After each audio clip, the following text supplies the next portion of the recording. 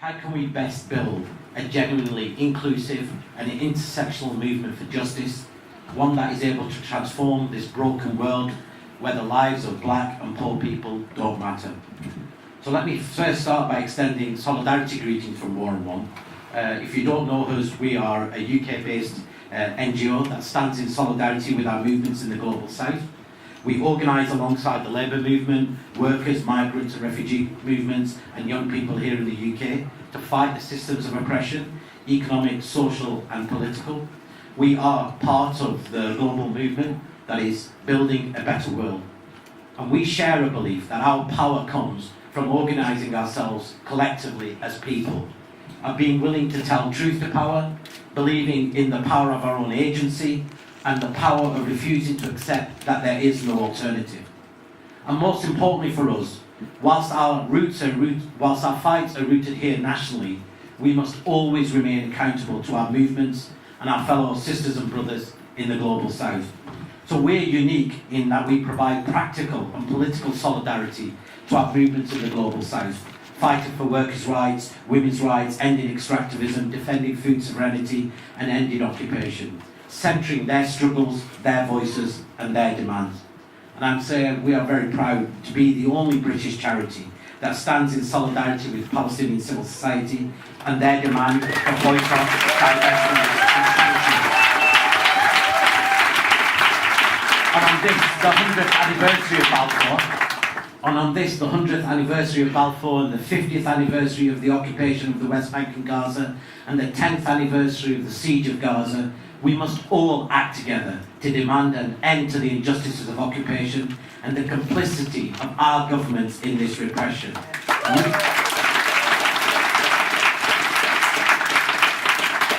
If there's one practical act of solidarity we must do, and that's to end, we have to stop arming Israel.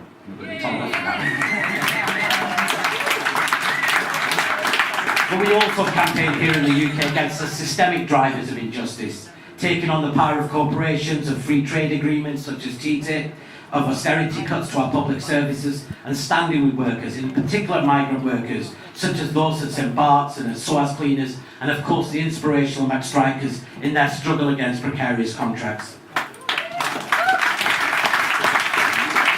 But we don't simply organise and mobilise. We believe that another world is possible. We believe that there is an alternative to neoliberal capitalism, a world where profit doesn't come before people and planet, one where all people have the right to a dignified life and the realisation of their rights.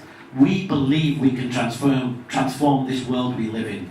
And that's why we're so pleased to have been able to organise tonight's session. Because friends, we're joined by some of those who we've stood alongside, worked with, and been inspired in this fight for global justice. Those who have always said, no is not enough, that we must be able to imagine a future world. And that imagining is needed now more than ever, as our fellow citizens in the Global South face killer floods, droughts, forced migration and the collapse of food systems, with the crisis of neoliberalism and empire leading to even greater global inequities and injustices. So our panel tonight will discuss how we build that vision of future that connects our struggle and delivers a just world for all. The way we're going to construct tonight's evening is each of the panel, who I will introduce individually, each of the panellists will speak for a maximum of 15 minutes, and then we will open the floor to yourselves for question and answers.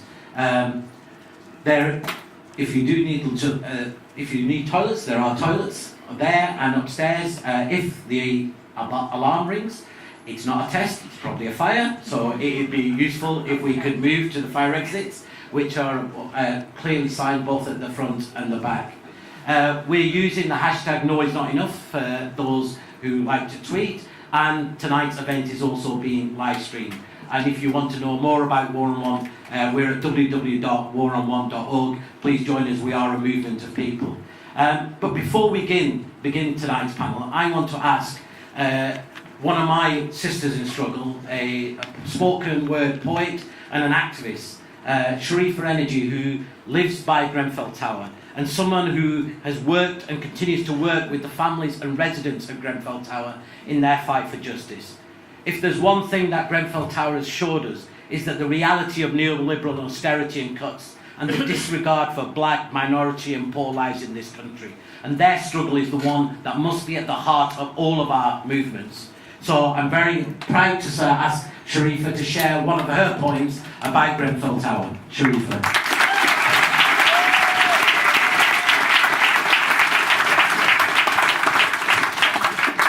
Thank you very much, Asad, for inviting me to be here today. This is my first time kind of speaking in public since the fire. It's been 3 months, but a lot of people don't really realise like how much it's affected the local community. Like, people are like severely traumatised. It's not just the residents, it's not just people from the tower that we need to be worrying about. I've got friends that live right opposite the tower that can't open their curtains. You know, children that were sleeping on the pavement on the night of the fire because they couldn't go back into their houses, they were evacuated. Yeah, basically it's going to be decades of work to overcome, and at the moment, you know, you've only got about 5 families that have been put in permanent housing, and all my friends, families, and all the rest of them, they're still in hotels. You've got my friend, he's about my age, about 30 years old, and he's sharing a room with his mum, and you know, there's no privacy. You know, it's just complete. Yeah, so I write to sort of come to terms with the reality of injustice, so this is something that I wrote. 14th June 2017, Grenfell Tower burned to smithereens, engulfing hesitant souls, faces filled with fear, displacing hundreds walking around like lost children. The aftermath of what unravelled must never be forgotten. The negligence, the cruelty, the lack of humanity, the closed cold hearts discussing housing, belligerent and disgruntled, displeased with their own decisions, creating perceived nuisance. People who climbed and crawled down 21 flights of stairs. People who'd been horrified when stepping over limbs and charcoal faces of beloved family members and neighbours. Mothers whose front doors had closed with no key, in agony for no help coming to help their children escape. Men unable to sleep, haunted by the faces of neighbours whose resting place was their long-lived-in bedroom. Treated with no courtesy or remorse from authorities, expecting these same traumatised, vulnerable, shaken people to patiently await a new home while sleeping on the 17th floor of the Hilton. Children frightened when the height of their room feels like a skyscraper, panicking when hearing the sound of a fire engine in the distance, closing their eyes to escape their reality, reoccurringly seeing smoke filling their room, a diabolic shambles. 3 months later, expected to happily live with clothes and toiletries out of cardboard boxes. Survivors resisting and asking questions, stress levels, high blood pressure creating heart problems, waiting for solace, praying for some form of grounding, attempting to relax, provide safety for their disorientated children, demanding one's basic rights, dignity for their family, neighbours and parents.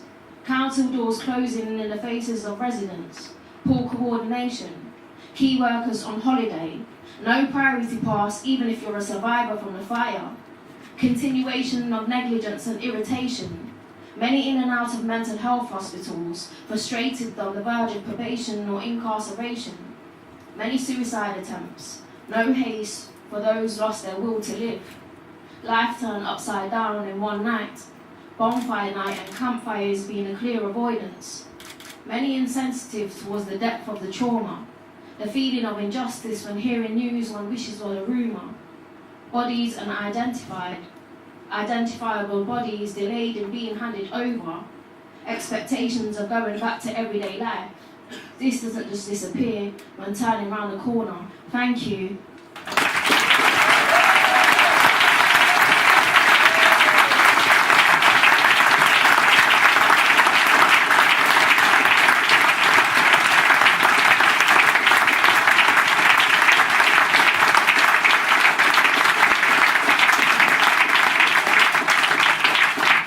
And I think it's fitting that we remember both the victims and the families fighting for justice in Grenfell, because that is, of course, one of the expressions of austerity and the crisis that we face in this country. Our next panellist will speak about Zoe Konstantopoulou, former Speaker of the Greek Parliament, who was elected as Syriza MP, and one of those who defended the no referendum, but then subsequently left Syriza and now heads her own party, Calls to Freedom Party. She, many of you probably are aware, she founded the Debt Audit Commission, which showed that the Greek debt is illegal. And Zoe will share her thoughts on how do we challenge the forces of capital and austerity which blight the lives of not only people in this country, but of course have brought the people of Greece to their knees.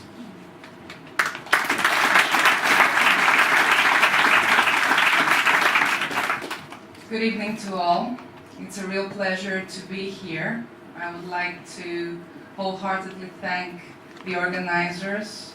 It's an honor and a privilege to be in this panel with Assad, Shareefa, Gary, Naomi, Diane, Jeremy, maybe later. It's also an honor and a pleasure to talk to this audience of determined people, because it is determined people who can change the world. It is determined people who have changed the world along the centuries, and it is our duty to do what the title of this festival is, The World Transformed. Not just transform the world, but really change it. It's a very serious project, and it's our own project.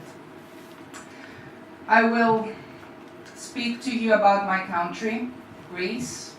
I will speak to you about my people, the Greek people. And in doing this, I am speaking to you about your country, your countries, about you.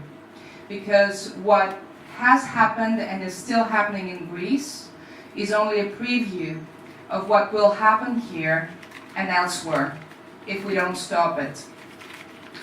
Ever since 2010, the Greek people are being crucified. They're being sacrificed. Don't listen to those who say they are making sacrifices. No, they are being sacrificed. They're being sacrificed by a system of ruthless representatives of banks, of trusts, of economic and corrupt political interests who just believe that the people don't matter. In 2010, this system decided that the people should pay for the debt that was created by corrupt governments, the Greek government, other European governments, the debt that was closely linked to corrupt deals involving gifts to government officials in order to give public money to international and foreign firms, especially German, French, and American. In 2010, the Greek people were told the country was over-indebted and that they had to make sacrifices in order to repay this debt they never heard of before. And then what was called a bailout deal was concluded, a bailout deal, which was really a death sentence for the Greek society. The EU, the IMF, and the Greek government concluded a memorandum which provided that the people should die in order for the banks to survive. It provided for cuts in salaries and pensions and the total liquidation of the public property. It provided for measures which caused what they were destined to cause. That's misery, poverty, deaths, an explosion of suicides, children fainting at school, having no food, children going to school without heating, without teachers, without books, cancer patients not having access to their medicine, hospitals operating with one nurse for every 40 patients, people living a precariousness never experienced before, and the youth experiencing unemployment and exclusion like never before. and being forced to migrate in hundreds of thousands out of this total impasse and this total inability to find a job and be happy in their own country. This memorandum regime was imposed upon the people without them ever consenting and without them ever being asked. The parliament started implementing dictates by the creditors, the European Union and the IMF, in extraordinary procedures, ultra urgent procedures without deliberation, without even the people knowing what was passed in Parliament. And then in 2015, the people elected to government a political force which had undertaken and committed itself to do away with those policies. It had undertaken to do away with austerity, with the liquidation of the public property, to do away with the memoranda, and to defend gaining back democracy and popular sovereignty. That was in January 2015. The creditors continued to push in order for austerity to continue. And then in July 2015, at a moment where the creditors were advancing a 48-hour ultimatum saying you either accept more austerity, you either accept more poverty, you either accept that more people die, or we're gonna finish with your country, the people were asked to decide. There was a referendum in the country after 40 years of democracy, after 40 years after the dictatorship. This was the first referendum held in the country, and I'm very proud to have presided the session of the parliament which decided to hold this referendum. And when the referendum was decided, the creditors addressed the people with even more extortionate threats. They said clearly, and this was the representatives of the EU, of the IMF, they said clearly to the people, vote yes, because if you vote no, you will die. If you vote no, you will have no medicine. If you vote no, you will not have anything to eat. We will cut everything. This was public statements. The banks were closed and liquidity was shut, pursuant to the ECB's, the European Central Bank's refusal to give liquidity. And guess what?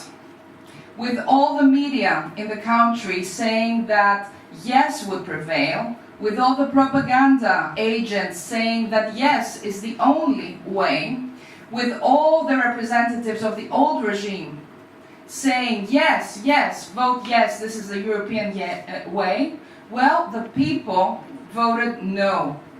They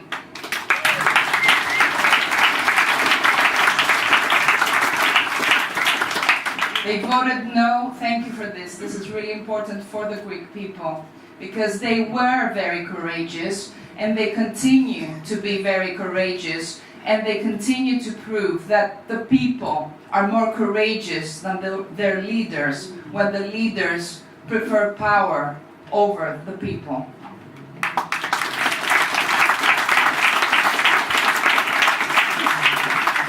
What happened afterwards was the most shocking thing. A coup happened, a real act of war, because even though there was a clear popular mandate for no, the creditors insisted that yes be enforced upon the people. And the most shocking thing was that the government and the Prime Minister accepted this. The most shocking thing was that the government and the Prime Minister who had incarnated the defense of the people, who had incarnated the hope and defending people's rights and people's lives and people's dignity, was the one who accepted to turn no into yes and to implement the most neoliberal, antisocial, anti-democratic program ever implemented in the country, but I think in the whole European Union during the last decades. So what happened in Greece was a coup, yes. This coup was initiated by the creditors, yes, but they couldn't have done it alone. They couldn't have done it without the insiders. They couldn't have done it without the collaborators. They couldn't have done it without the traitors.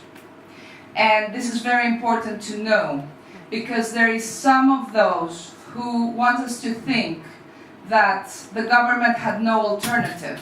And this is actually the new Tina, like this shocking attack on the people emanating from the ones who had been defending the people was what I call, Naomi, an elevated doctrine of shock, because the attacks and the blows are culminated and elevated, and now they don't come from the known enemy, but they come from the one you thought was your ally and your defender. What has been happening ever since in Greece is the implementation of more cuts, more austerity. I'm the former president of the parliament, by the way, because I refused to vote on these measures. I refused to legitimize this imposition. I voted no on every single vote, and then the parliament had to be dissolved in order to find a better majority to implement the measures.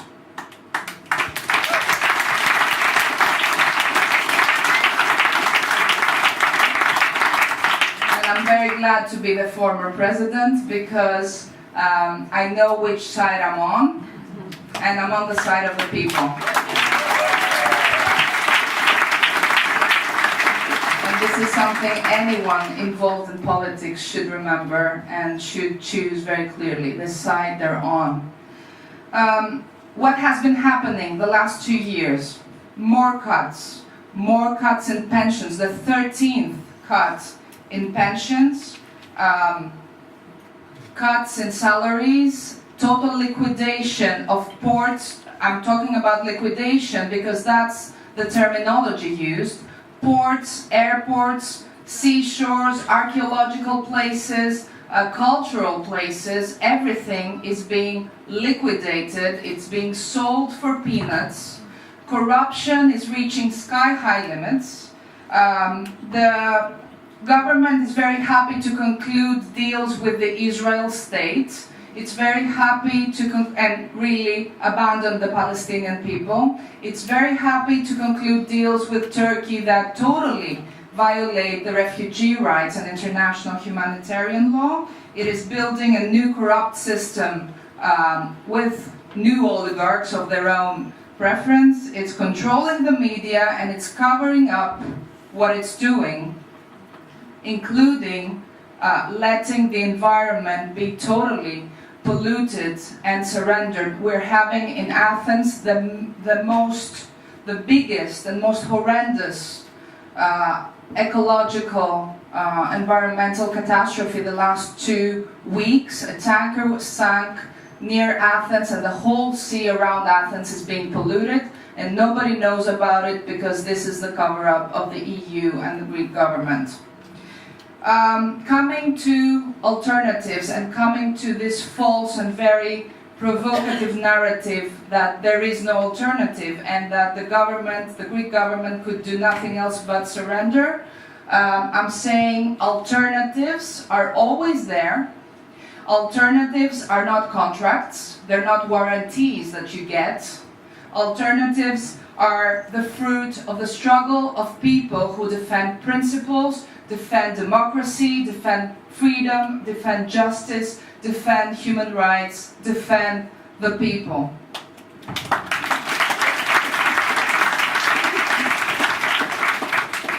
what are we left to do?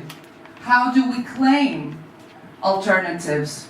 Well, another lesson learned from Greece is that the big majority that voted no was left defenseless by the government who was supposed to represent it.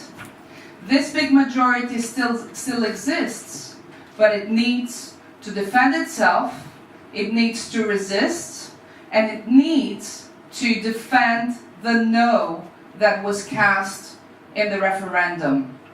Resistance is disobedience. What the people are called upon to do in defending themselves is refuse to obey to every measure and every legal disposition and every provision asking them to surrender their rights, to surrender their country, to surrender their homes. They're liquidating people's homes also through electronic seizures that were passed a few months ago in Parliament. This is part of the new TINA. People need to stand up for their rights and claim that their mandates be respected, claim that their lives and future be respected, and defend democracy, liberty, and justice, ask for the truth, speak the truth, demand accountability for the crime being perpetrated against them, and settle for nothing less than what they deserve as equal and dignified people. What is happening in my country is a crime. I ask you to speak about it. I ask you to spread the word about the real story, about the real facts. I ask you to defend, together with my people, democracy, liberty, and freedom. I ask you to settle for nothing less, and I would like to share with you my optimism that at the end, it is the people who will prevail. Thank you.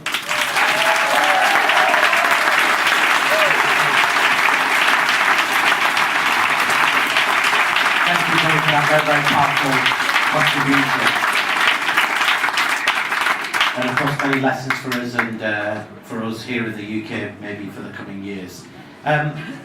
With the neo-Nazis back in the German Parliament for the first time since the Second World War, and the far right on the march across Europe, from East to Western Europe, and of course with a white supremacist in the White House, I'm proud that we're joined by someone who really needs little introduction to you all. He is a Guardian writer, but much more than that. He is one of the most powerful black and radical voices in today's media. His writing and analysis has helped us to understand how race, class, empire continues to shape our society. He's a friend and comrade, someone who's consistently stood with the black community fighting for justice, and someone who's never been afraid to speak truth to power. Gary Younge.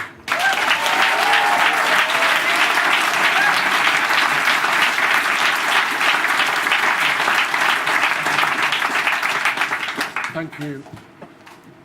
Is this on? Thank you, Assad. I will start with a story from my teenage years. When I was 15, I studied French at school, and after we'd had an exchange, I went back in the summer on my own to stay with a guy that I met. And I'd been staying at his house for about 3 days when he came in with a tent and tears in his eyes. And he told me that his father could no longer deal with a black man being in the house, and I had to go to the local campsite. That was 1984, and that year the Front National got 8%, and they broke through in the European parliamentary elections, and everybody said what a horror that was, and it could never happen again, and they would have to fight it. I continued with French, studied at university. In 91, I went to live there for 6 months. And I was stopped and searched about 3 times a week. And in one of those stops and searches in the Arts and Métiers station, I was beaten up by the cops. At that stage, the National Front had about 15%. I'm going back to France in a couple of weeks because my book has been translated into French. And I'm going to a country where the Front National has 30-odd%, or had 30-odd% of the vote. And that when they got that, people considered it a victory because they didn't win. And that's how these things happen. That fascism is once again a mainstream ideology in Europe. It's dominant, I believe, in America and elsewhere. And it's like arsenic in the water supply of any political culture. That it infects and it affects everything. And so either you are going to purify that water, either you're going to take that on, or you're not. And there is a sense, I have heard, from many who profess to be on the left, that they are almost helpless in the face of this scourge. And it's just not true. But it is hard.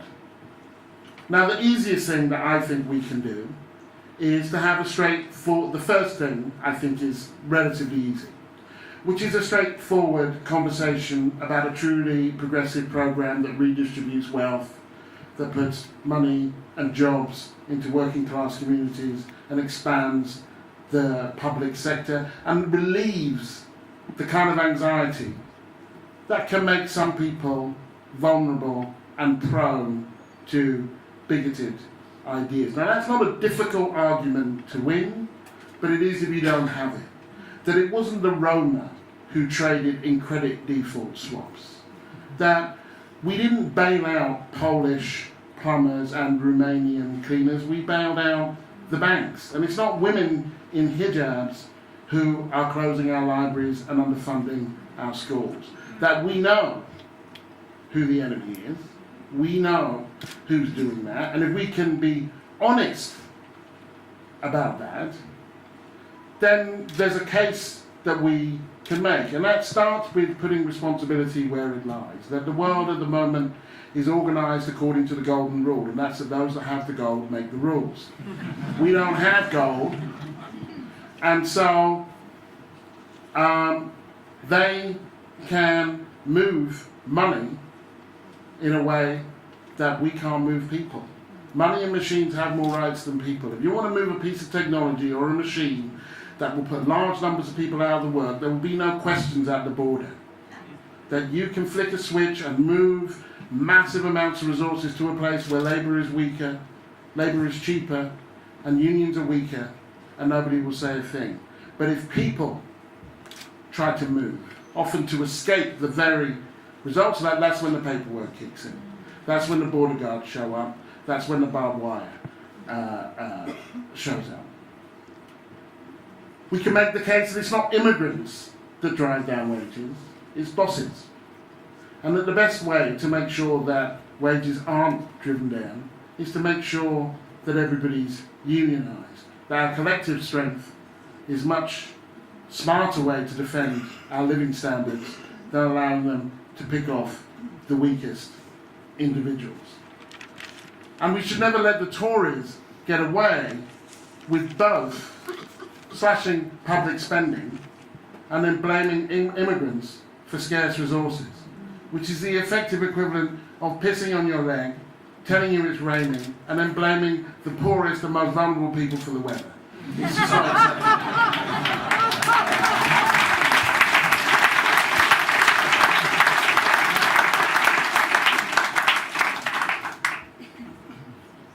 That, in a way, is the easy bit.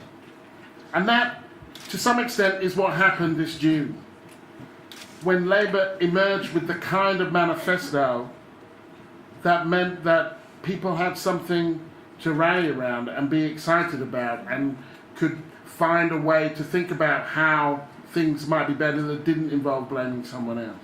But then there's a difficult conversation that we have to have, which is about racism.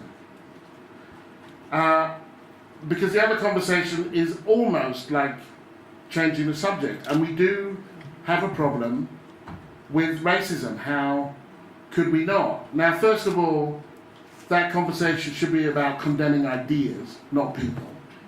It should involve engaging people, but not indulging them. And unfortunately, because it's not the quickest way to get there, we have to start with some sense of history, because without the history, we have no understanding of why we're here. And literally, some of us are here because you were there. That the lives of non-white Britons is intimately connected to our colonial past. And it's impossible to really have a conversation during Brexit or about foreign policy or foreign relations when people talk about putting the great back into Great Britain unless you're going to talk about where that great came from. Now, people individually will say, have a kind of very curious amnesia. It wasn't me, I didn't do it. They'll say, we won the war, even if they didn't fight. They'll say, we won the World Cup, even if they didn't play. But when you look around for somebody who enslaves people, who stole their resources and their land, suddenly everybody disappears. Power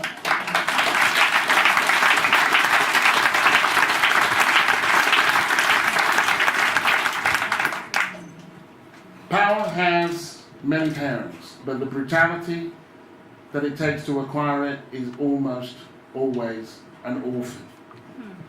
So we need a new story for this country. And it's a story that has us in it. And it's not a story of just racism. It's also a story of anti-racism. It's a story of the Manchester workers who refused to touch the cotton that came from the Confederate lands. It's about Cable Street and Rock Against Racism. And so long as we've had bigoted people in this country, we've had people who've been prepared to fight them. It's a story of this country that understands that Windrush docked within months of the NHS being created, and those two things, while they weren't organised kind of in order to complement each other, that those two things actually are key to understanding how our country developed in the post-Second World War era. That the public sector was built by and large in this country, largely, obviously not exclusively, with a huge amount of immigrant labour. If you don't like immigrants and if you don't like black people, then I beg you, don't get sick and go to hospital because you're screwed. Don't try and get on public transport because you're screwed. Don't watch any sport because it will be boring. Don't listen to any music because it will be terrible. That we are central to this country.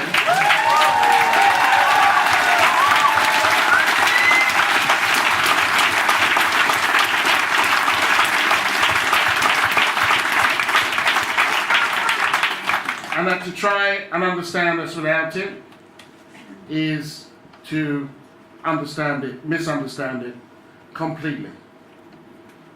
Similarly, for us here, there's no socialism without us.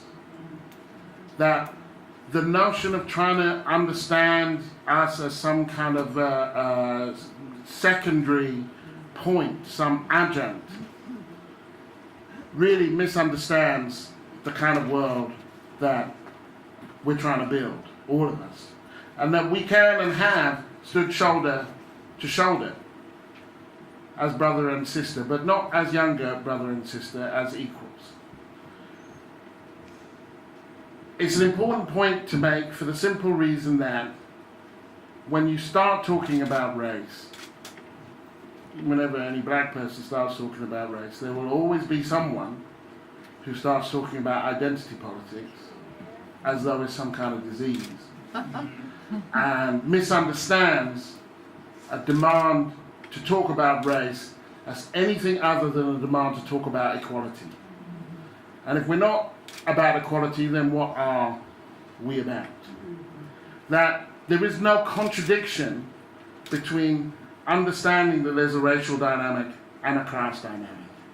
That if my son is walking down the street in Hackney where I live and he's stopped by the cops aren't going to wonder, maybe your dad is a Guardian journalist, they will stop him and they will search him. But that doesn't mean that my son doesn't have advantages because his father earns more than many others, and that in some ways he will have privileges that white working class kids don't have. That's not complicated. We are at one and the same time many things: black, male, female, gay, straight, and we are one thing, which is ourselves. And the reality is, in the socialist movement, in the labour movements, in the struggle for a more progressive world, we have always been there. Sometimes hiding in plain sight, but if you are thinking about Stokely Carmichael or Fannie Lou Hamer or the strikers at Grunwick or the strikers at Imperial Typewriters or Malcolm X or Angela Davis, we've been there.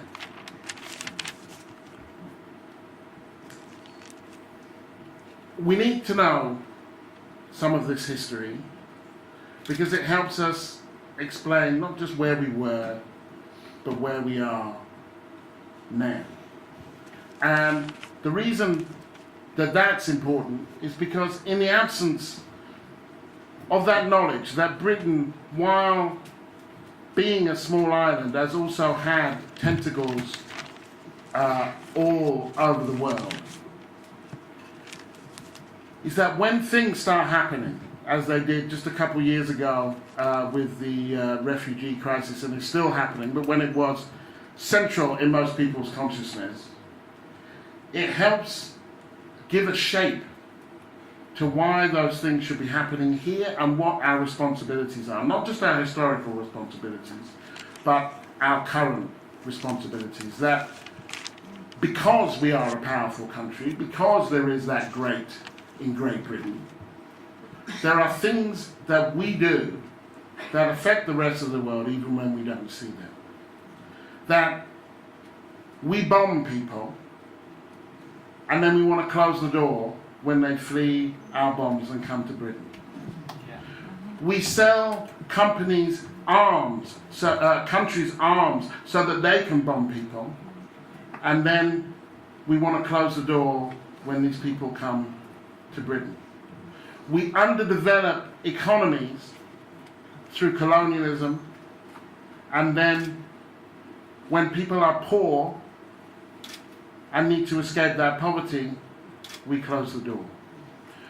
We develop trade rules that discriminate against poorer countries, and then when people from those countries want to come to Britain, we want to close the door. We produce the kind of pollution that can destroy a small country. Look at half of the Caribbean now, or Bangladesh, or any number of places devastated by the effects of global warming. And then when people flee the effects of those environmental disasters, we want to close the door. And so people say, well, you know, we can't take in the world's misery. Well, when we start creating the world's misery, then we have a responsibility to do something about it. And in the absence of any global sense of our responsibility, of our historical agency, of what made us who we are and what made them who we are, of course, we are lost. We are confused. And in that space, all kinds of hucksters, racists, can move in. And that's why, if they build a wall that's 50 feet high, then I will want to build a ladder that is 51 feet high, and I'd help anybody over that wall who wants to come.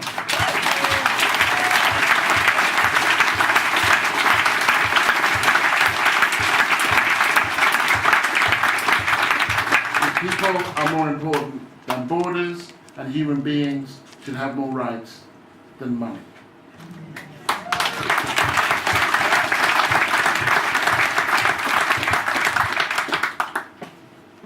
These things are often understood or misunderstood and portrayed as being these intractable conundrums that we can't get through. And yet there are some very basic principles that, if we stick to those principles, can guide us through many of this stuff. Really straightforward. Equality, internationalism, anti-racism. If we are loyal and faithful and honor those principles, the other stuff will follow, because we have understood, even with the exception of Trump, actually, most neoliberals have understood that racism is bad. What the left has to understand is that the antidote to racism is anti-racism, that you cannot then just leave it to fester, that you cannot say, well, I'm going to condemn this and then I'm going to try to understand what people are saying, when what you really mean is I'm going to pound it. And I'm going to pound it because it's too hard. And that when it all blows up in our face, then everybody just likes to talk in derogatory terms about the white working class. When frankly, whenever there's been a major anti-racist struggle, there's always been a significant section of the white working class that have been there in that struggle.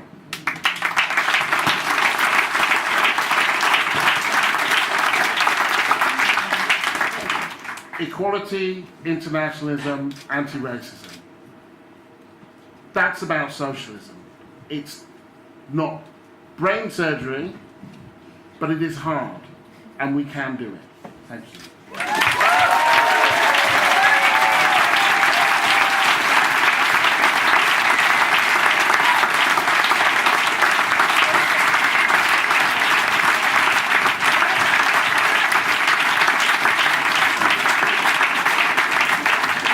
Thank you, Gary. Our other speakers are a bit delayed because I understand Tom Watson went on. Maybe instead of conference listening to Tom Watson, they would be better listening to our panelists about the kind of future we need, the kind of principles that have to drive our vision, and the kind of fights that we know are ahead of us, but the politics that will guide us and the values that will shape how we interact together and build a force that can deliver the kind of world that we require, not just here, but globally. So I'm going to rejig, and I'm told Diane is on the way and others, so I'm going to ask Naomi to speak next.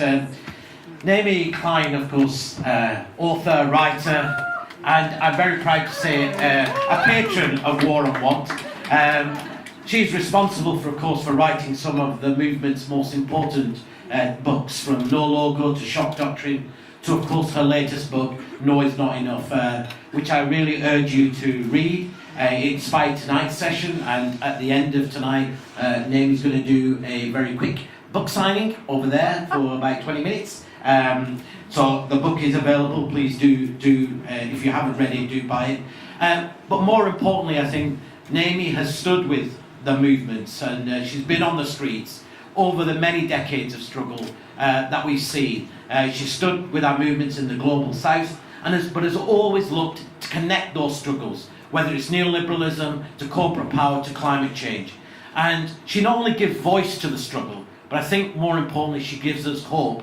And that is why I think she continues to remain one of the most important voices in the global movement for justice, and someone I'm proud to say is a comrade in struggle, Naomi Klein.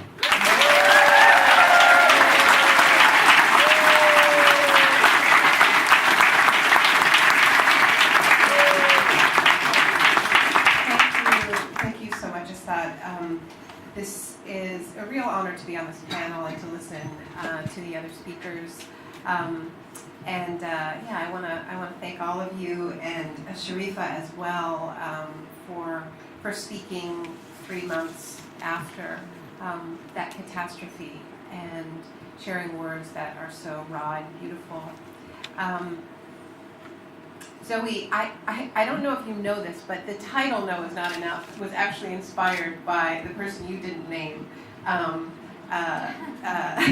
It was inspired by Tsipras, because when I was in Greece, before he was elected, and was still in opposition, we had an argument, basically, about this question, and he told me quite passionately, this is 2012, I believe, that no was enough. And the question that we were discussing was whether it was enough in that moment to forcefully reject the brutal and bloody austerity being imposed on Greece, and to just simply say as loudly as possible and with as many people as possible, no, we will not stand for it. And he believed, and he said, this is a moment of rejection.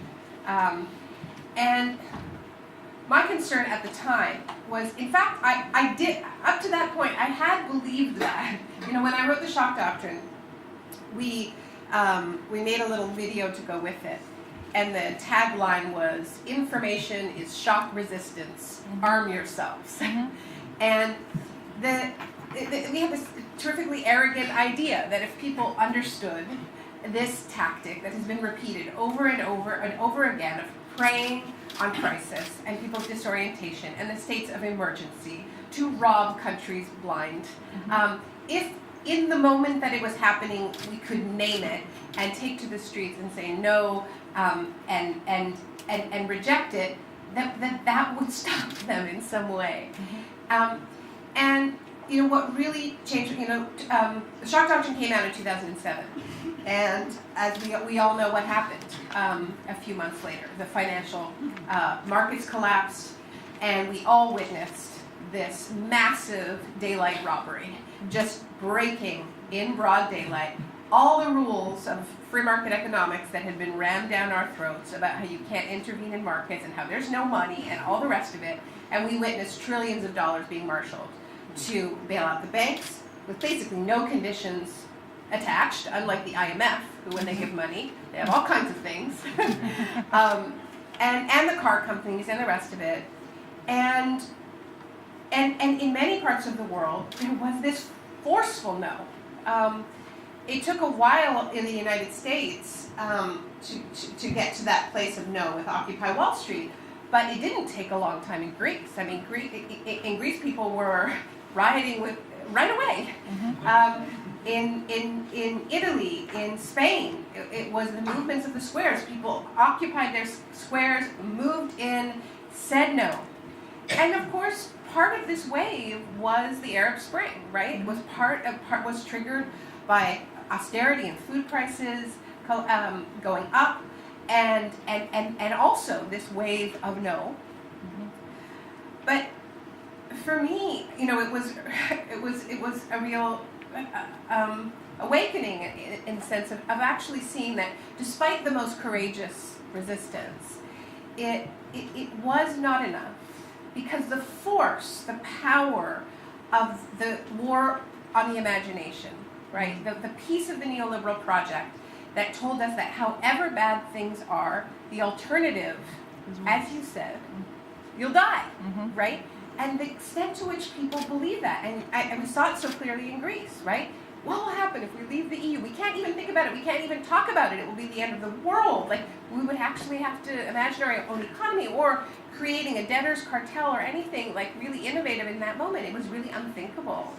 And, you know, when people have been told for generations that the alternative to what you have is this abyss, you know, if you're not willing to say what that alternative is and to articulate it and paint a picture of it with real conviction, and to begin to build it in miniature so people can feel it and experience it in their cities and towns, they are going to believe the people who tell them that it's the end of the world or something, or you will not have the power to stand up to, it seemed to me, that's what I learned from that experience. And you know, when I met Tsipras, I was in Greece doing some reporting for the film that we were making, This Changes Everything, the book that I was writing about climate change, because it seemed to me actually, really, as soon as I published No Logo, it became clear that this was so necessary. Like the first event where I did a book talk about the shock doctrine was New Orleans. So this was 2007. It was a couple of years after Katrina, and there was a local labor organizer named Saket Soni, who had been organizing migrant workers who'd been being abused horrifically in the rebuilding of New Orleans, locked onto job sites, and it was just outrageous. And I think we can expect much the same in Houston and in Florida. But, he stood up at this meeting and said, they have disaster capitalism, we need disaster collectivism. What is our plan? Like, we've been saying no to what they're trying to do to this city, and we have to say no.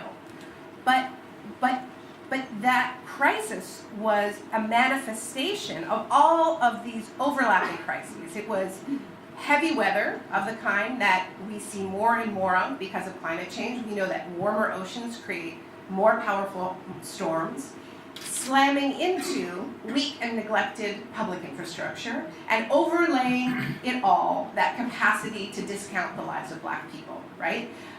And so there was warning after warning about the levees, totally unheeded. FEMA couldn't get its act together to find New Orleans for 5 days. We're seeing now with Houston that they can get their act together when they want to, but we're seeing again with Puerto Rico that when they don't want to, they don't do it, And so it was this wake-up call, and Gary and I have talked about this before, so you're probably bored because we talked about it last time we started about.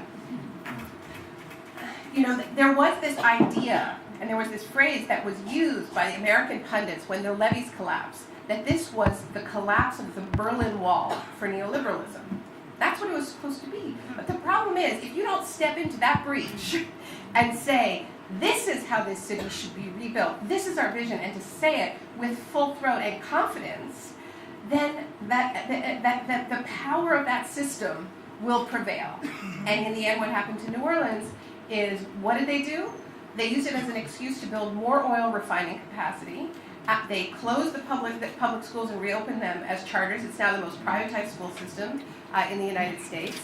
And we're seeing a repeat now with Puerto Rico. Trump just tweeted, after not saying anything about Puerto Rico because he was so busy trying to get Black athletes fired for putting a spotlight on racism. And by the way, this is history making what's happening in not just in football, but basketball. It's power. It's real power. And he had all kinds of time to tweet about that. Didn't tweet at all about Puerto Rico. When he finally does, he starts talking about their debt crisis. Because the plan is to use this to privatize their electricity system. And their roads and their transport, they have no shame. If they did it to New Orleans, they'll do it to Puerto Rico. So in these moments, when we see the brutality of the system laid bare, and I would say that Grenfell Tower was another such moment, right? When people see the logical conclusion of the policies, and by the way, climate change is a logical conclusion of the policies. It is a logical conclusion of a system that is built to pursue endless growth and greed and has waged war on the idea that we can do anything and plan anything together. Guess what? If you're going to change the way you get your energy, your transportation, how you move yourself around, how you live in cities, you're going to have to plan it, and you're going to have to spend a lot of money in the public sphere, and it has to come from somewhere. So you're going to have to tax the rich, and all of a sudden, the whole neoliberal edifice falls to pieces. And this is, what Assad has understood a long time about climate change. And it's not to say we're using climate change to smuggle through our Marxist agenda. It is just a fact that it confirms it.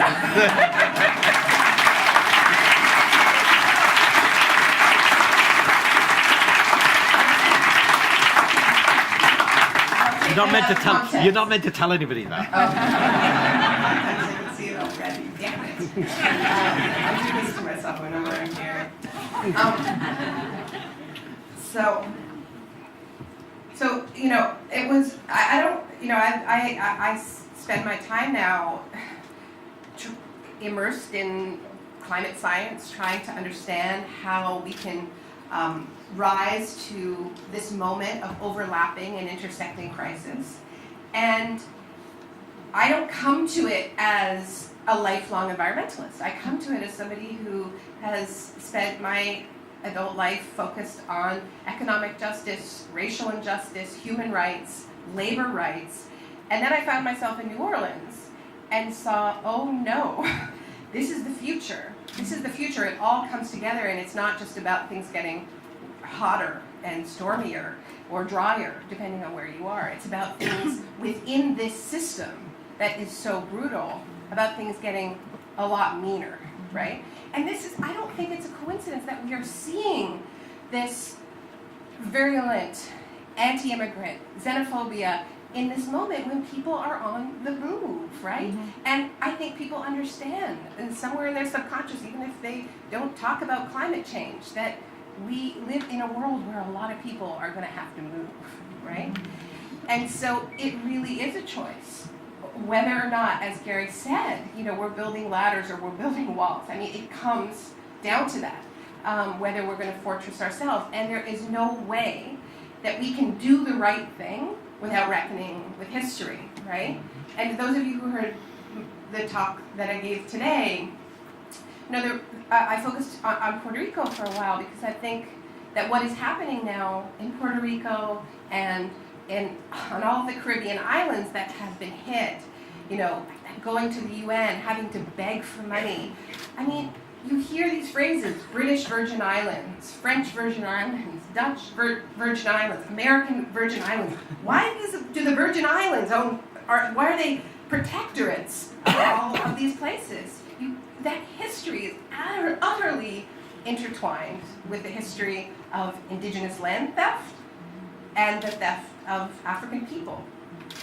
And that is the story of capitalism. And this is where, this idea that it's somehow hard to connect the dots between capitalism or an economic analysis and a racial analysis, those of you who don't know his work maybe should look up a Marxist scholar named Cedric Robinson, who has a phrase called racial capitalism. He says that American capitalism, and I would argue British capitalism, is rightly understood as racial capitalism from the beginning, because its first two inputs, the inputs that created the excess capital to fuel the Industrial Revolution, were stolen land and stolen people from the very beginning, right?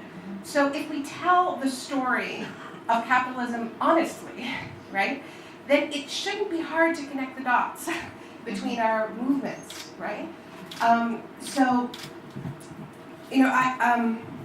What else did I want to talk about?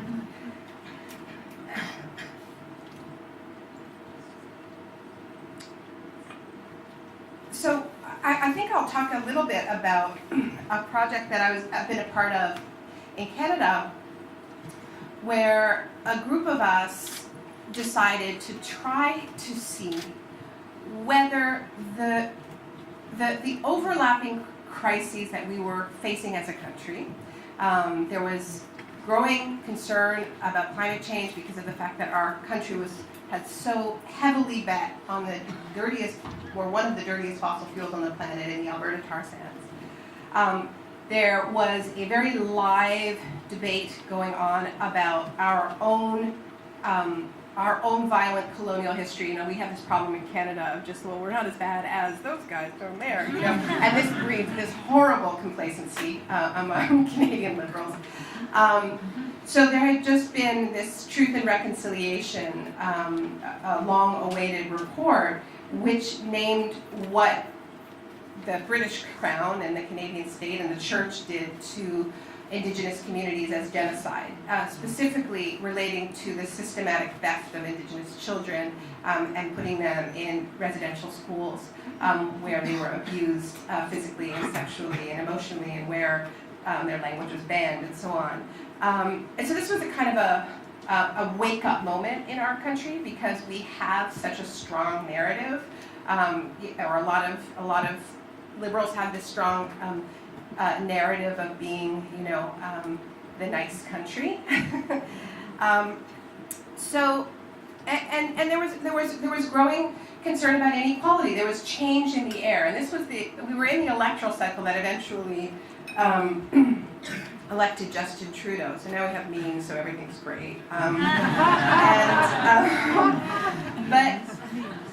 But we got together about 60 movement leaders from different sectors, climate, labor, food justice, racial justice, migrant rights, and we locked ourselves in a room for 2 days, and we did something that we'd never done before, which is try to dream about the future we want instead of the world we have now, and to try to create a story, not a list of demands, because I think one of the things that we often do on the left is make a list of all the bad things we're against and all the good things we like, and think that that's a vision. But a vision, we're in a paradigm crisis. So we have a crisis, a civilizational crisis, and a narrative crisis because we have a culture that is based on domination and is based on endless taking from people and from the planet as if there are no consequences for those actions. And in the face of that, yes, we need bold policies, but we also need a different story of who we are and how we relate to one another and the planet.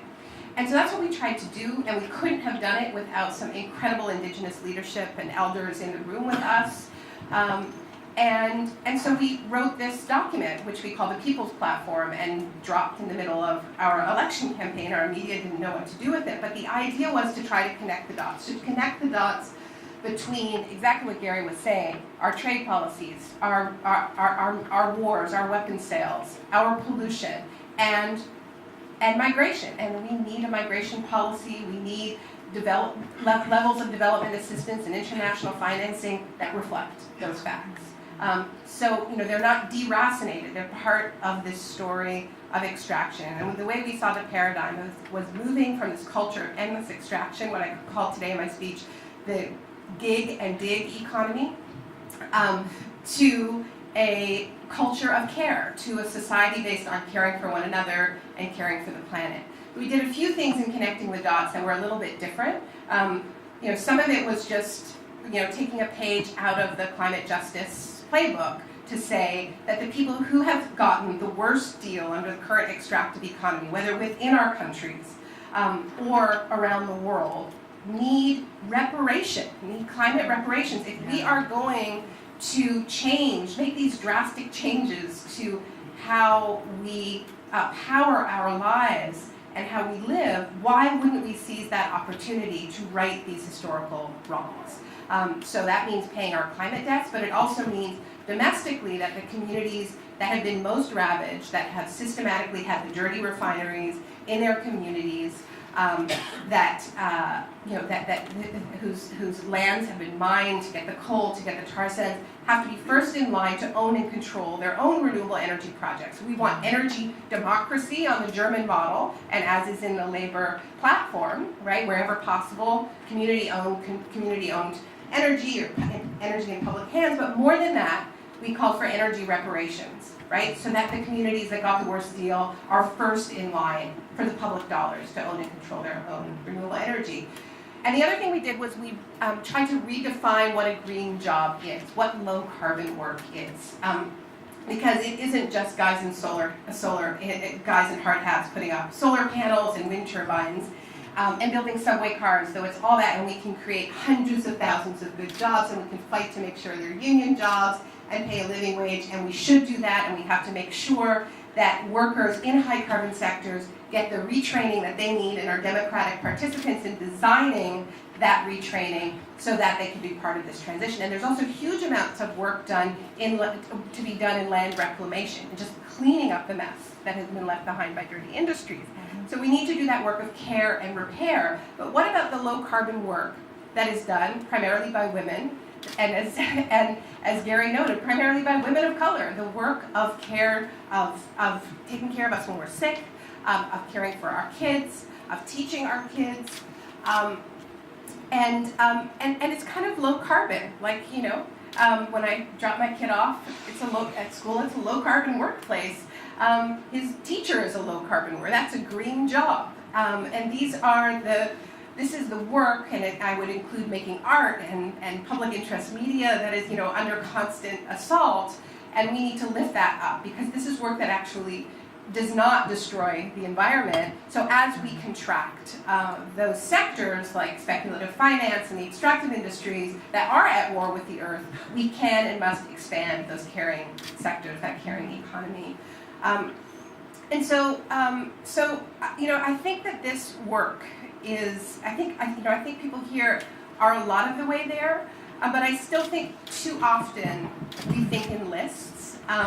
I think there's been a lot of good work here done to talk about values, right? To lead with values of decency and fairness and to model those and how we treat one another within limits.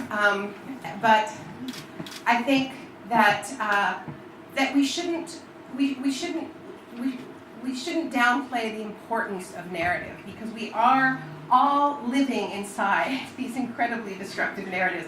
I mean, it only struck me recently how weird it was in North America to live in places named after places here, like New York, New England, or in Australia, New South Wales. Like, it's this incredible lack of imagination, and it's just like, and literally it's about Europe hitting up against its ecological limits. It's getting crowded here and we've really screwed things up. Hey, look what we found. New Europe, new France, And so that story of being able to just constantly expand out of the messes we make, that story is over. We have hit the wall, right? And we need a new story. Thank you.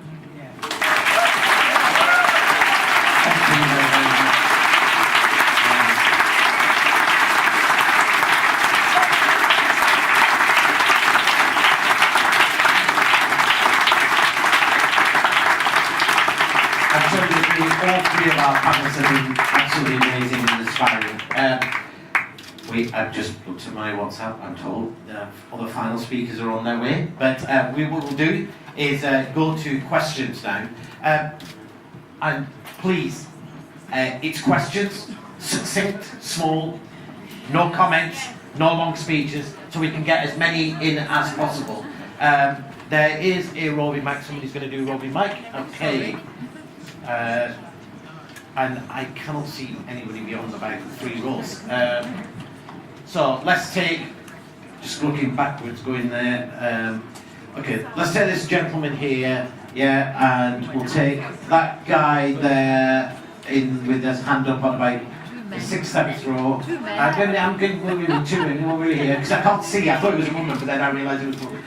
So I'll take you, and somebody, and I'll take the woman over there. Right?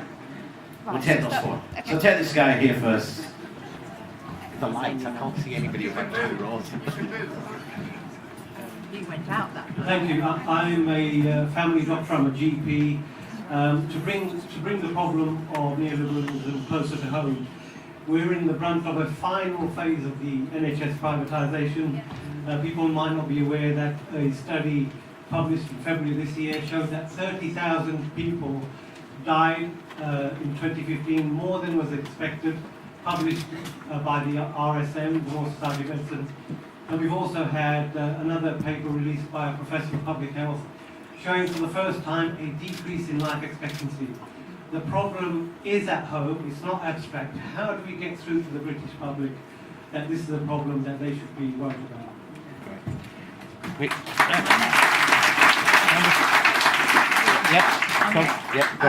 I'm Susie Burrows. I taught for 45 years in Hackney primary schools, and your book is amazing, Naomi, and I've given it to everyone I know. And I just wanted to ask you, could you say a tiny bit more, because in the book you said there were literally 4 years, I think, before climate change is irreversible, and it's the most dangerous thing there is going.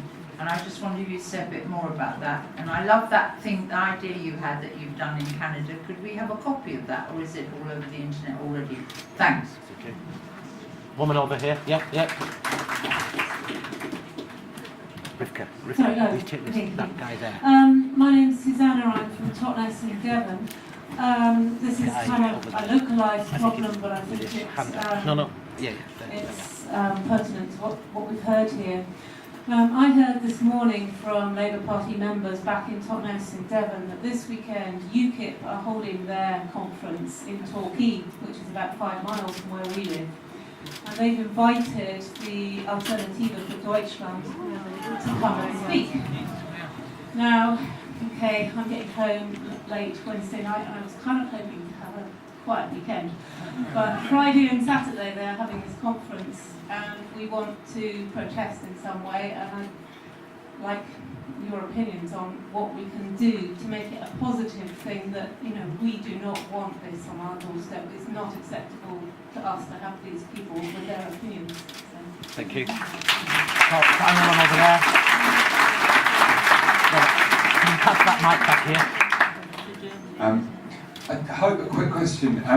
One of the discussions that's happening at the moment among a lot of people in these kind of circles is the question of how finance generally might respond to a Corbyn administration, whether they'll be run on the pound, etc.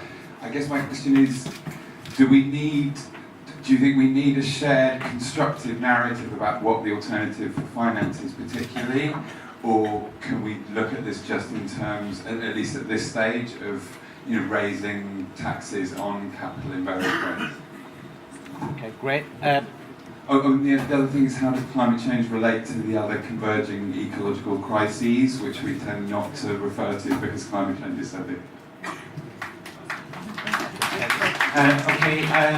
In fact, I'm going to take 2 more, then we're just going to try and go through the panel. So I've taken people from both these books. I'm trying to see somewhere at the back. So randomly just choose somebody in the back because I can't see that far down with the lights. One person over there and a woman over there. It'd be good if there was any women of colour, any black people got their hands up. No. Oh, I have a woman here. Okay. And it's a question about race. Okay, so. cool. Great. Hello. Hi.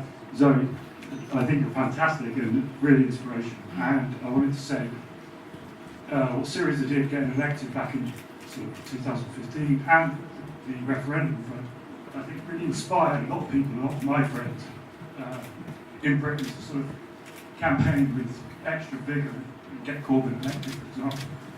I just wondered if you had an opinion, whether you think that from a British perspective we do enough, and we did enough, to sort of raise concerns about what's happening and the way that the EU was treating Greece.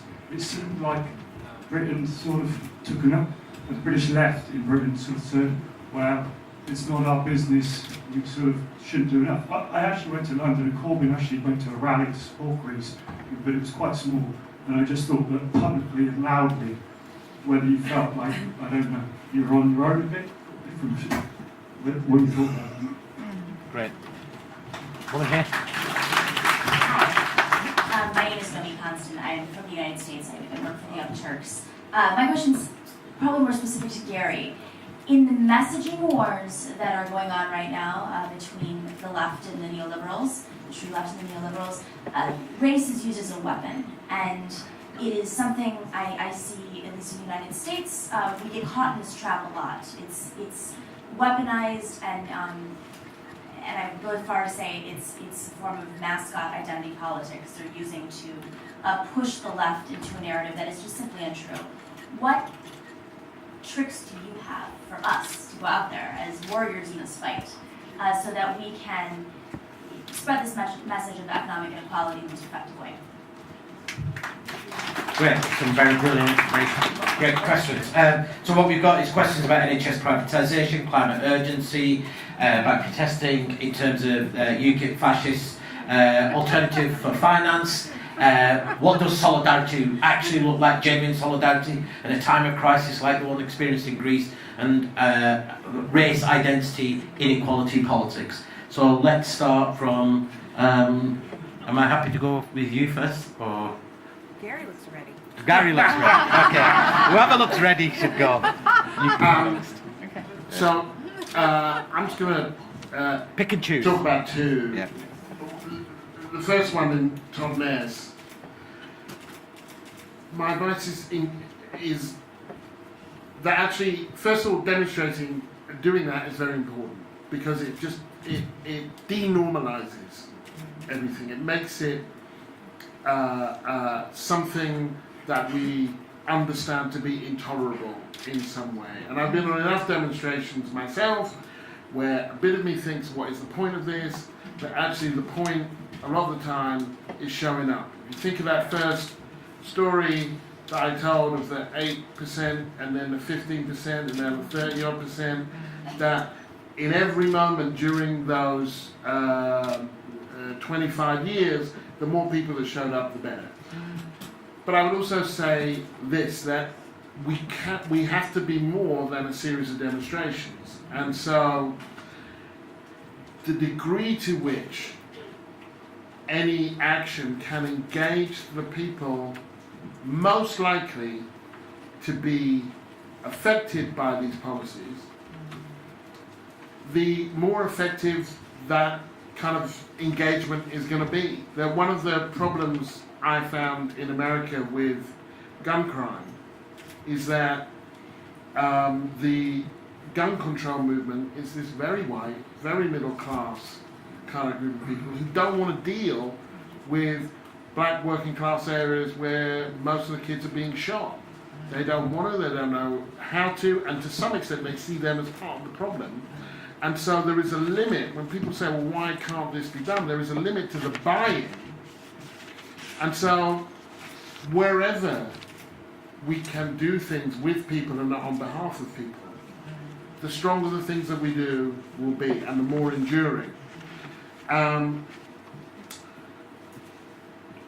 My experience in the American sphere, and I know you're saying, you know, race is used as a weapon. I don't think it is by black people. I think black people are trying to, you know, get the stuff that affects them talked about and dealt with and engaged with, and that kind of, if we bear in mind that right now in America, it's not that the cops are killing more people, it's that we know about it, that it's being filmed, then you've got to wonder where this discussion was in the polity for the last, 15, 20 years. That a black male life expectancy in Washington, D.C. is lower than male life expectancy on the Gaza Strip.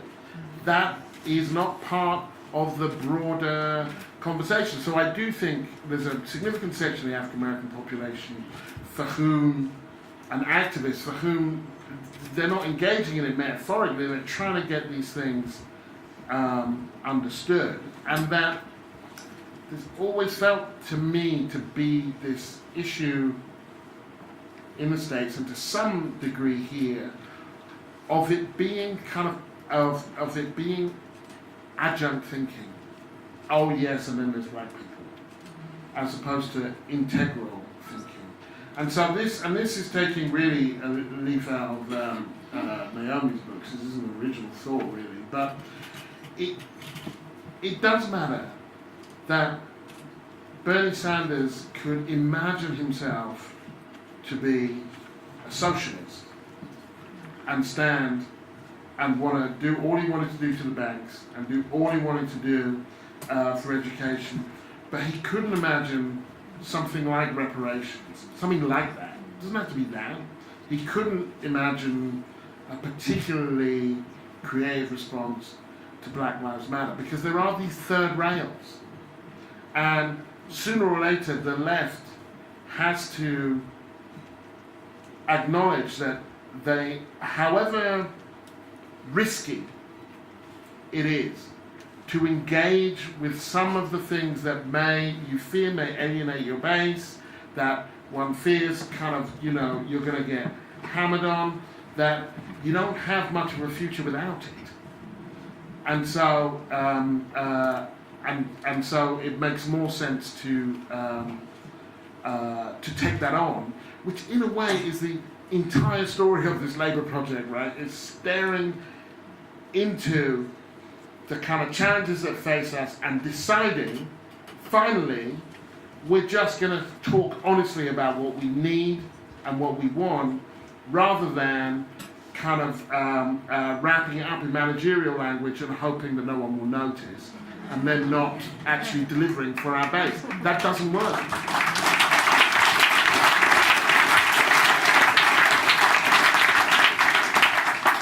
And so for some of these things, there's this quote from Sven Lindqvist, which I actually use at the beginning of my book on the kids who died, all the kids who died in one day, which I think is relevant to a lot of these questions, and here I'll stop. And it's at the beginning of Exterminate All the Brutes, which is a book about colonial slaughter. And he says, we already know enough, so do I. It's not knowledge we lack. What's missing is the courage to understand what we know and to draw conclusions. But I think in some of these things, we know what the answers are, it's just that they're hard. And so when faced with something hard, we kind of look around and see if there's another answer that's easier. But that this stuff is hard, and anyone who's been involved, as I have not, in Labour for the last 2 years, know that this stuff is hard, and they know that it's worth it.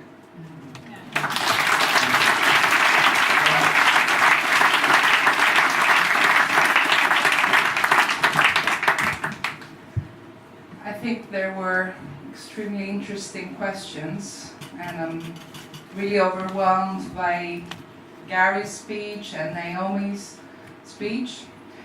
I think it's important to speak the truth about what's happening worldwide. In 2015, what the EU officials said to Greece was game over. And I'm using this as an example to think, who are those who consider that people's lives and people's rights and people's dignity is a game, is their game, that they can end and declare over? This is not a game. It's our lives, it's our future, it's the next generation's destiny. And answering to our friend who said the problem is at home. Yes, the problem is at home, is at every home, at every country, and the people know it because they live it, they experience it. And what we are responsible to construct is a way that this reality is represented in central politics, that central politics and central policies are not built in denial of the reality that people live and people want to change.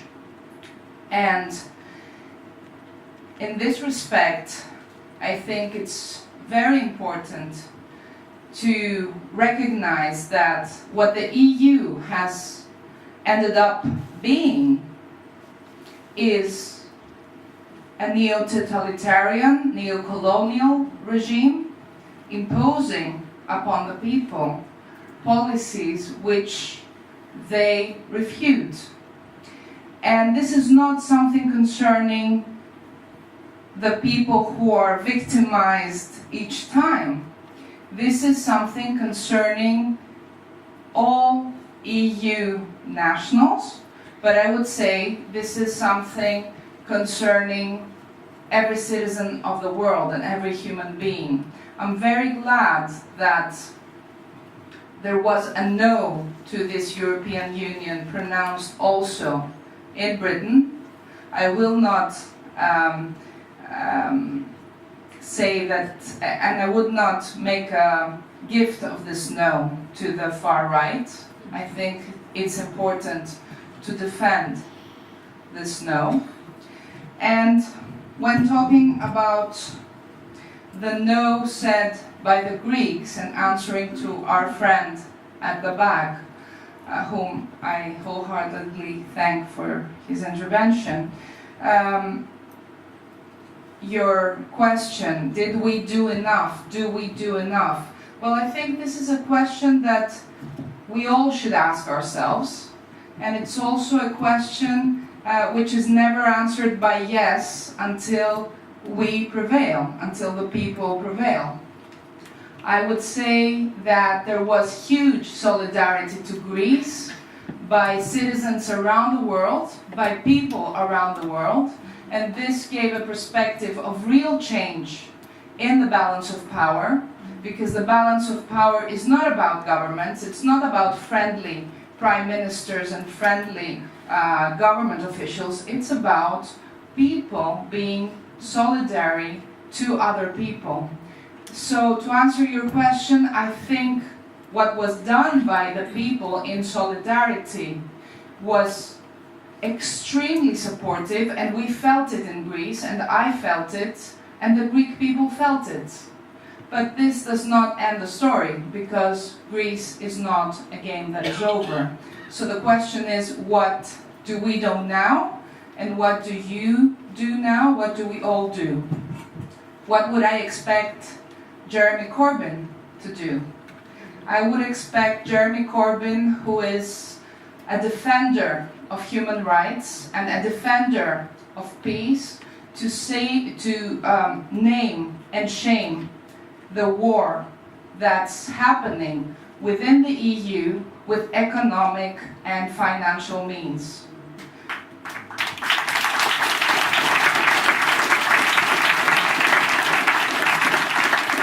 Banks are being used as tanks, liquidity and the euro is being used as a weapon, and we have European governments operating like hostile forces against the people, violating the very fundamental rights of those people, the very fundamental rights which were conquered with struggles and blood and lives lost and freedom lost for generations. This is happening at home. I'm repeating the sentence. This is happening within the EU. It is not a far-fetched claim to say that the international, the humanitarian crimes perpetrated in the EU against the Greek population should be punished. In 2003, when I was 26 years old, my first year of being a lawyer, I filed a criminal complaint on behalf of the Athens Bar against Tony Blair and George Bush for war crimes on Iraq.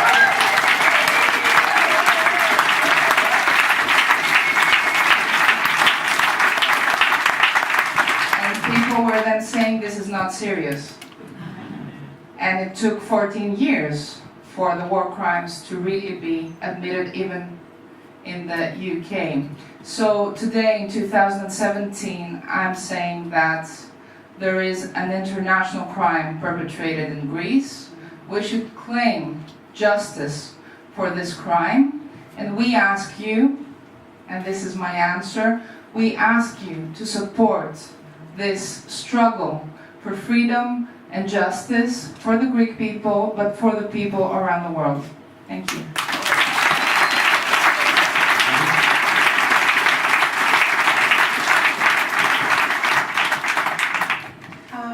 Okay, I'll be quick. On the question on climate change, you asked, I think, a reference to some figures at the start of This Changes Everything about this being decade zero.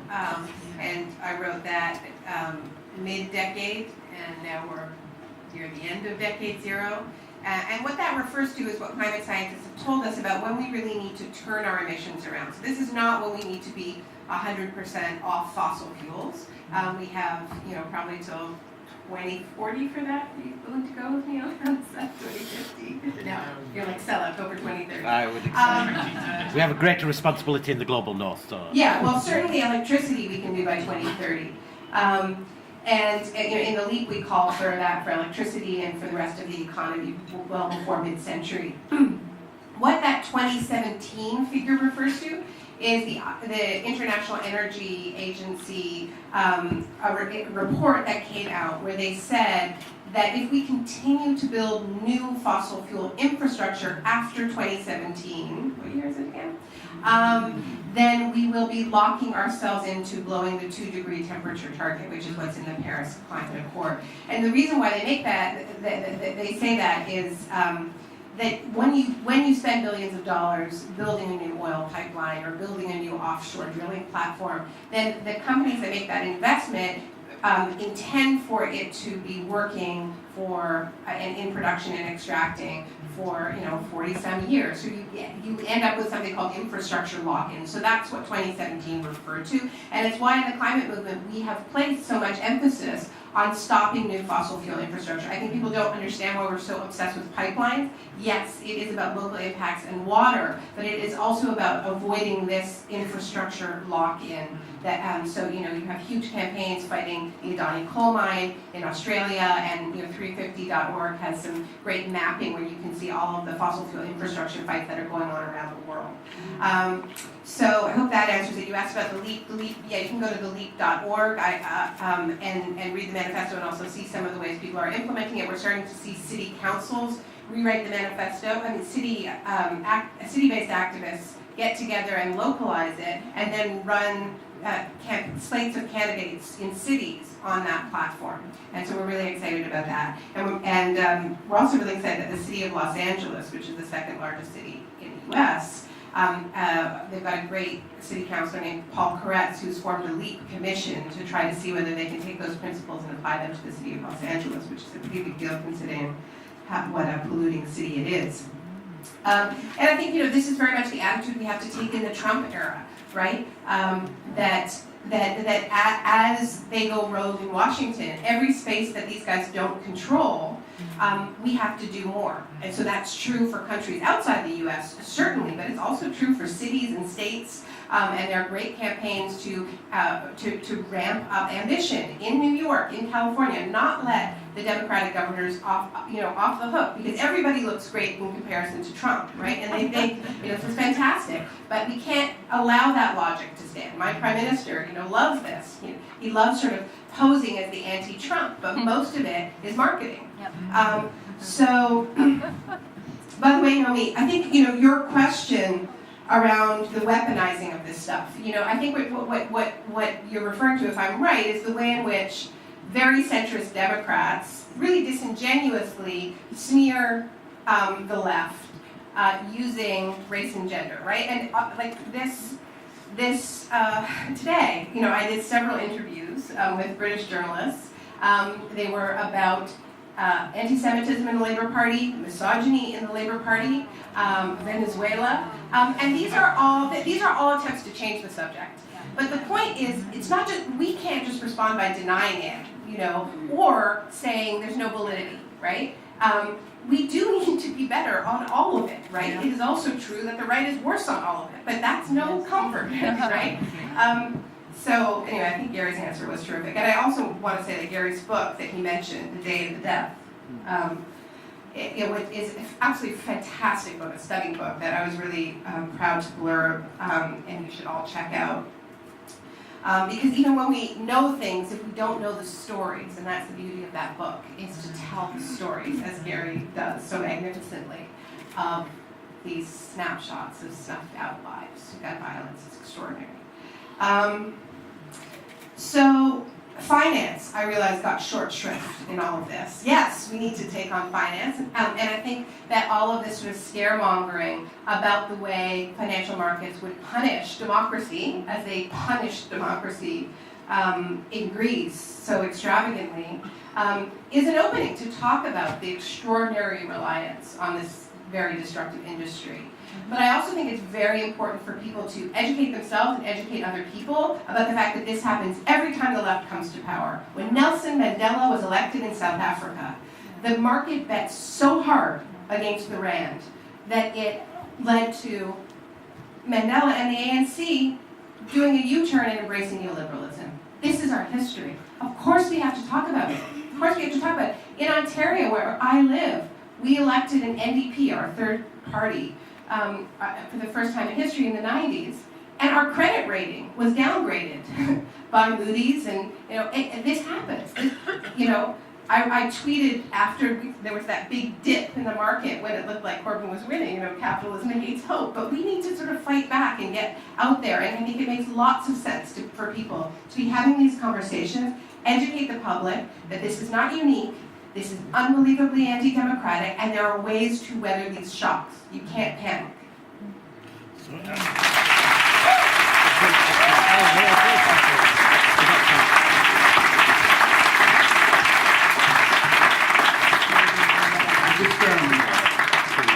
I just wanted to add there to what Naomi said, which is that part of it is really about being honest with people and being honest about what we've won.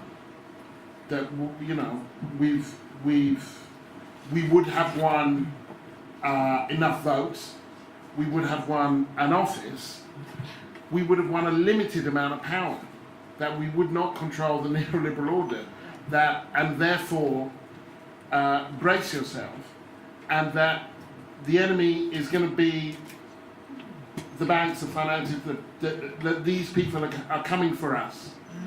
Because otherwise, there is a scenario where we say, and this kind of happened in a way with Obama, that black people had won. Obama won. Black people didn't win. Actually, the rate of the gap between black and white in pretty much every single sphere grew under Obama. Black Lives Matter happened under Obama. And that's not to, you know, it's not to trash Obama, it's to be clear in any given moment what you have and haven't won, and to kind of revel in the symbolism of these things without mistaking it for substance. And so, I mean, it would be fantastic if Labour won with the manifesto that they had with Corbyn, and we would have to be careful about telling people what we thought that meant, because otherwise it would come back and haunt us.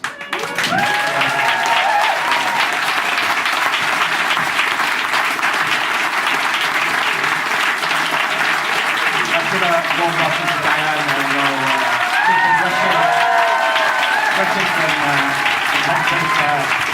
Thank you for joining. We are really at the end. And Diane really just got me much introduction. I actually remember the day 30 years ago when she was elected, the time of a lot of horrific racist violence and injustice in the UK. And as much as she was elected by, of course, the residents of Hackney, I think every single black person in the country knew that she was the MP for them.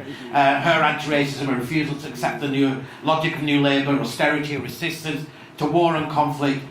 She's been someone who all the movements in struggle, in resistance, could always rely on, not just nationally and internationally, from South Africa to Palestine. And it's someone who's really been the target of the worst kind of grotesque racism and misogyny that we've seen. So I really welcome Diane, but I also have to say I'm going to get shouted at by the comedian people because at 8 o'clock, Ed Miliband is doing a quiz in here, and so we have to be out of here. So it's probably not much time for you, Diane, but I still hear some of your thoughts.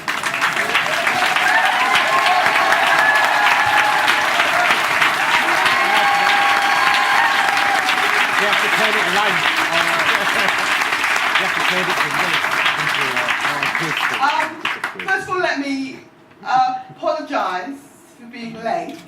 It's partly due to the fact that I've just done 3 Fringe meetings, but it's also due to the fact that Tom Watson's speech went on just a little.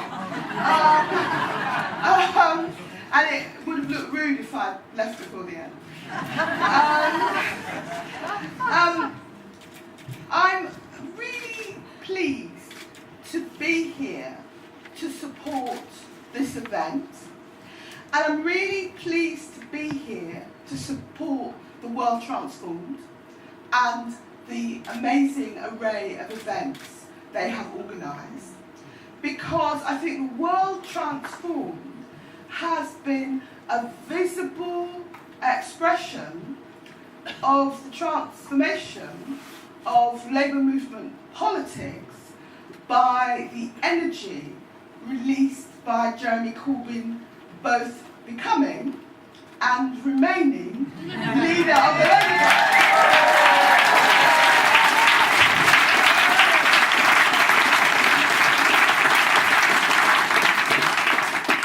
And it wasn't a great election campaign for me in many ways.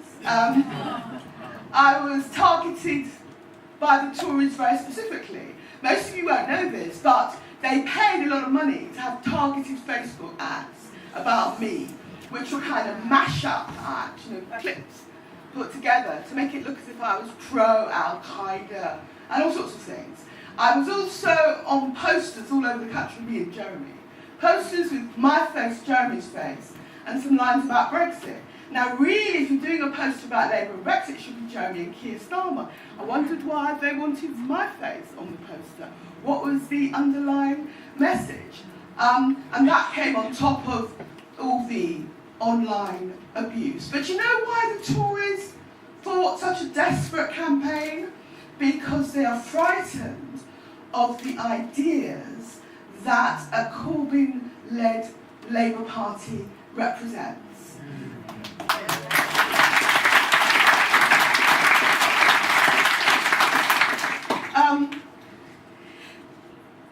I'm watching the time now.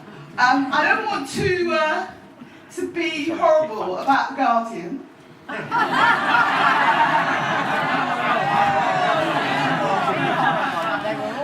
you know, I had lunch with their political team today, and I had to ask them, why and how did The Guardian and its columnists call the whole Corbyn phenomenon so wrong?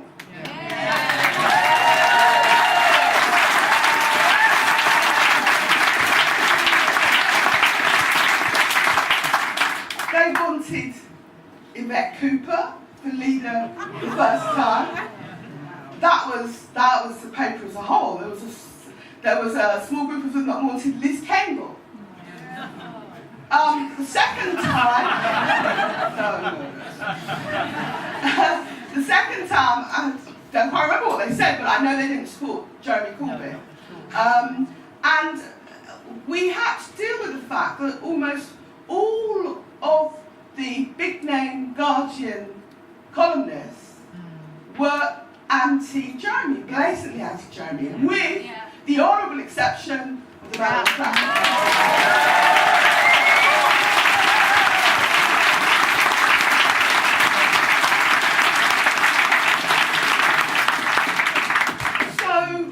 and I think what is important about this event is it's an attempt to weave together progressive politics and the concern about climate change and the environment. And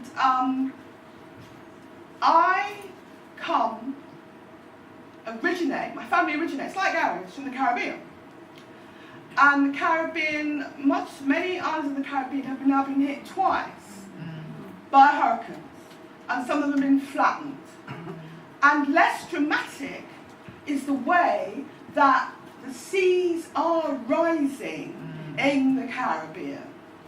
And there's a real issue about climate change and small island states who are not responsible, because the populations are too small to be responsible, for climate change, but are on the receiving end. And one of the things I'm very committed to is making the diaspora community in this country aware of the importance of climate change issues to them and their families and their relations back in the region. So I think that for too long we've had left politics over there and environmentalism over there. And Jeremy's very committed to bring the two together, and so am I. I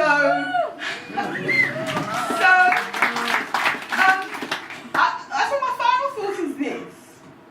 Much of the vitriol from the mainstream media and the Facebook ads and the interviews and this and that, underlying it was the notion that I didn't look like a Home Secretary. So my final thought for all of you is that when Jeremy Corbyn is Prime Minister, this is what a Labour Home Secretary is.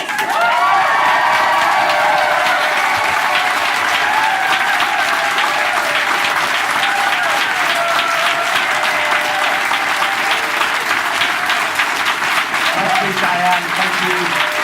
Shadow Home Secretary.